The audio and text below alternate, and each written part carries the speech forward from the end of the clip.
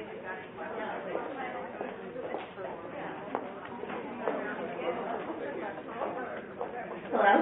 Yeah, there we go. Okay, wonderful.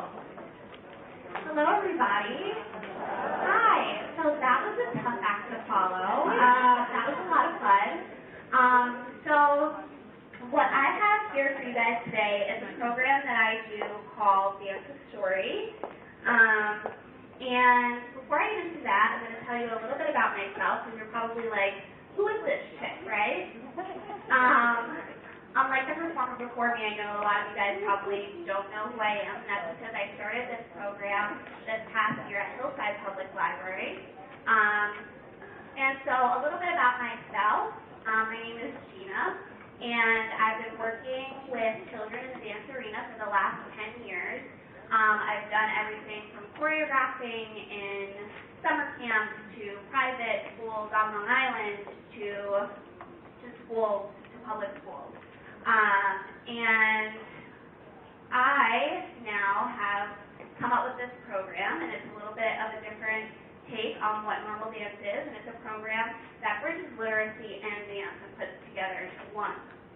So, to get started, I would like to tell you a little bit about what it is, about the history of it, and the reason I want to talk about the history is because the history is so rich and so powerful, and dance has been something that has been happening for 30,000 years, back to prehistoric times. There have been cave drawings in Indian and Egyptian temples and tombs of people that have been dancing up until way back when, way before we were even a thought. And so, over here, the first video you can see is kind of entertaining.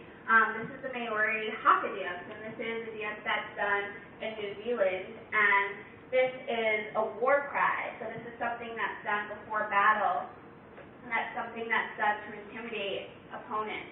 And you also see it now. A lot of athletes do it before rugby games or football games, and they do it instead of their war opponents, they do it for their game opponents, right?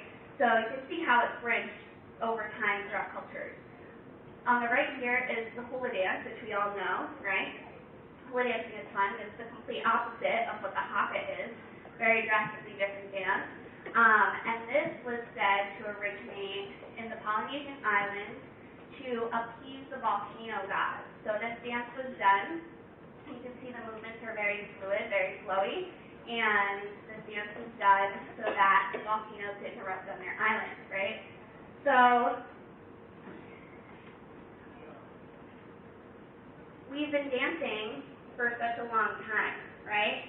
And you fast forward to where we are now and where we are in Suffolk County. The percentage of Suffolk County public schools with any type of dance program is, does anybody want to take a guess? Anybody? 0?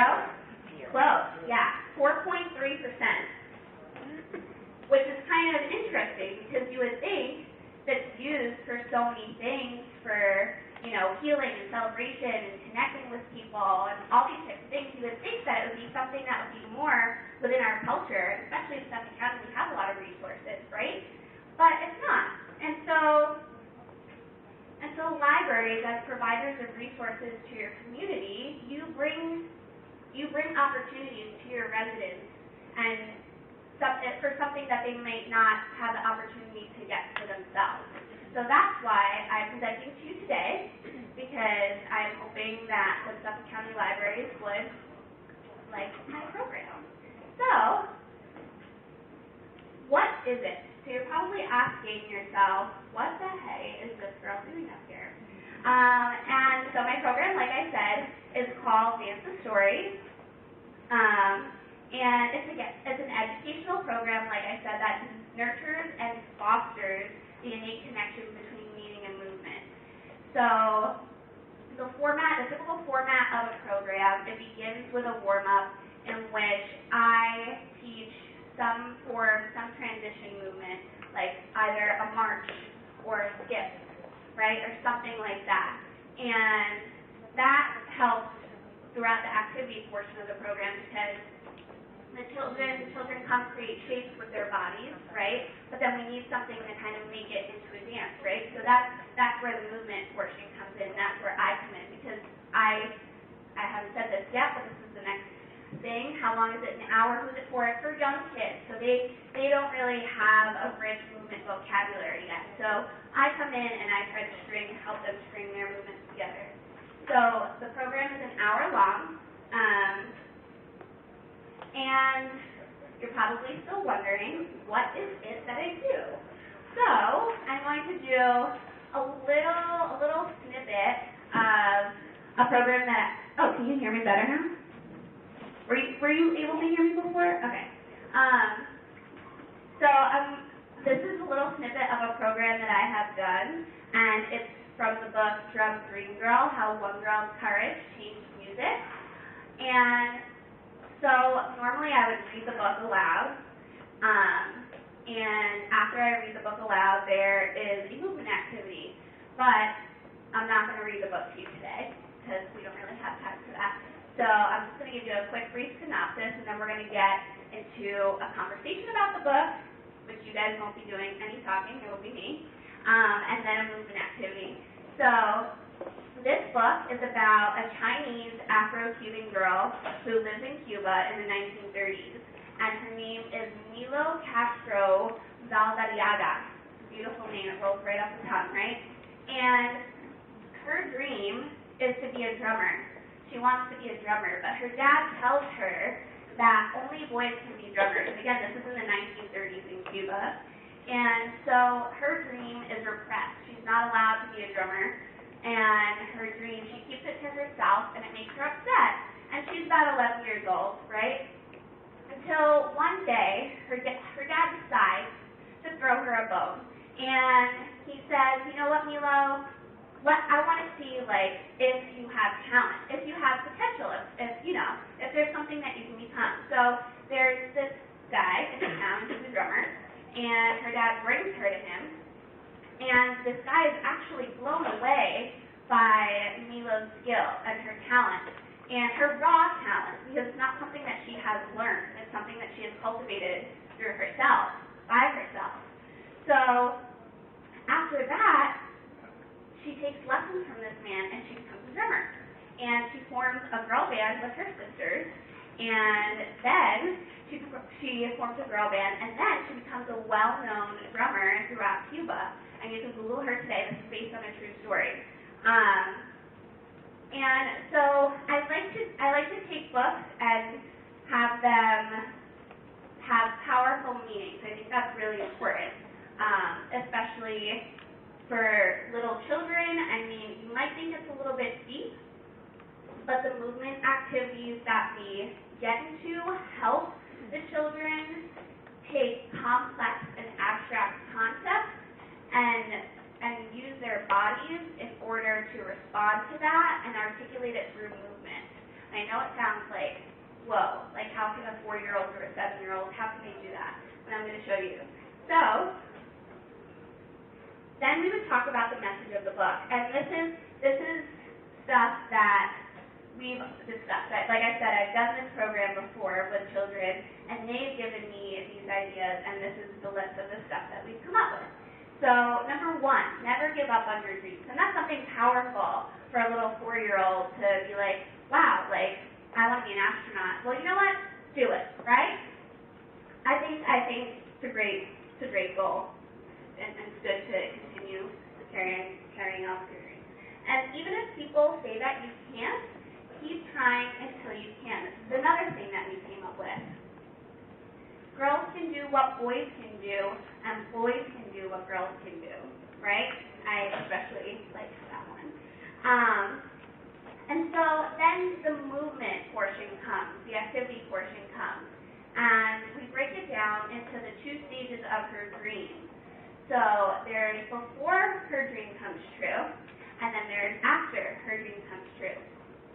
And so we talk about with the kids, what is she like? What does she feel like?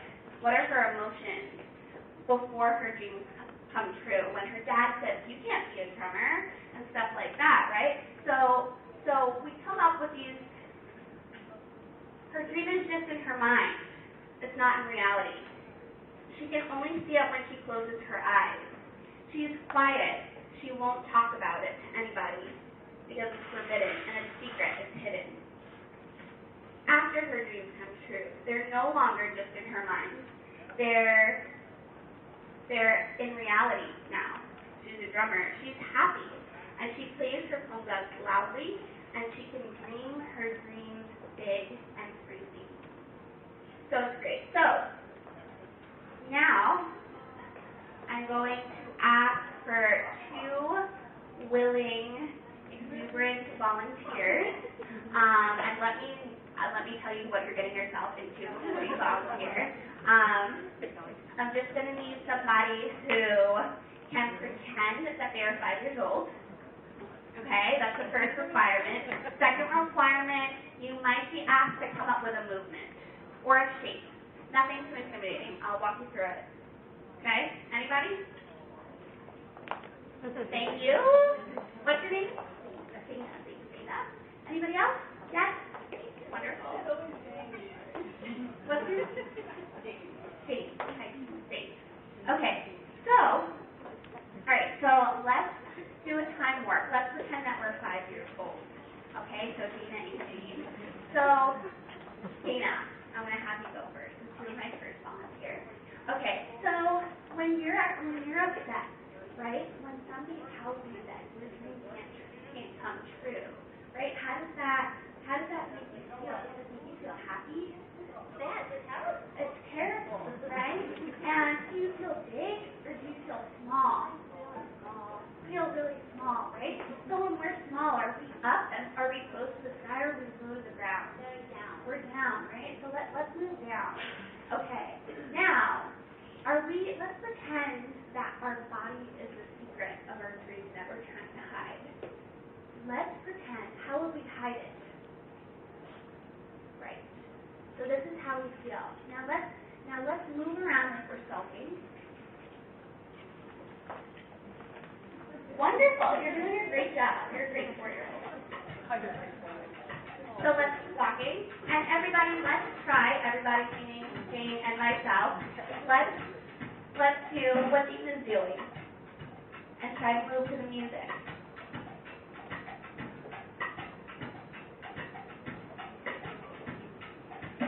Good. Wonderful job. Thanks, guys.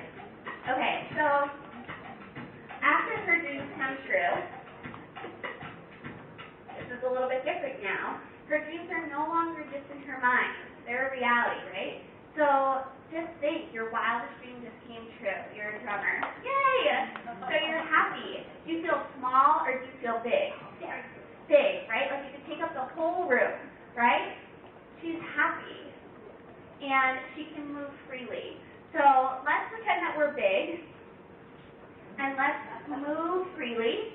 So let's go back and forth, and we're moving, and we're happy, and we're turning, and we're turning. Yay! Okay, so let's put that to some music, some drum music. Okay. 1, 2, 3, 4. Turn. You could add a clap.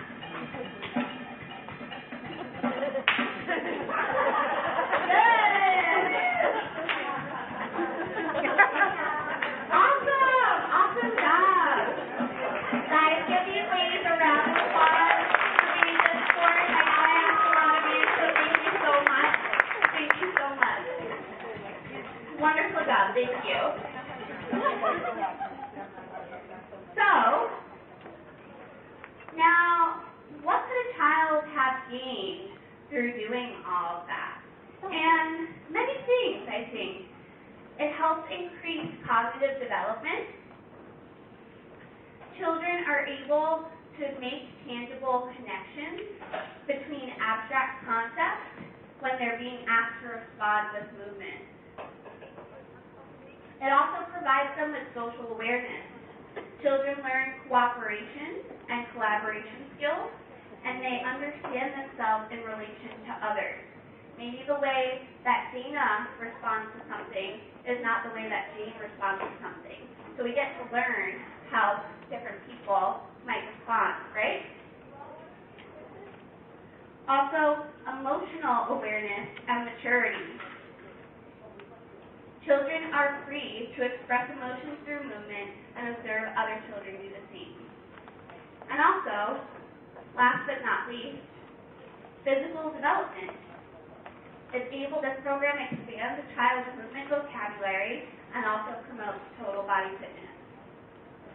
So as you can see, these 4 areas are crucial for a child's development, and I'm very passionate about this program.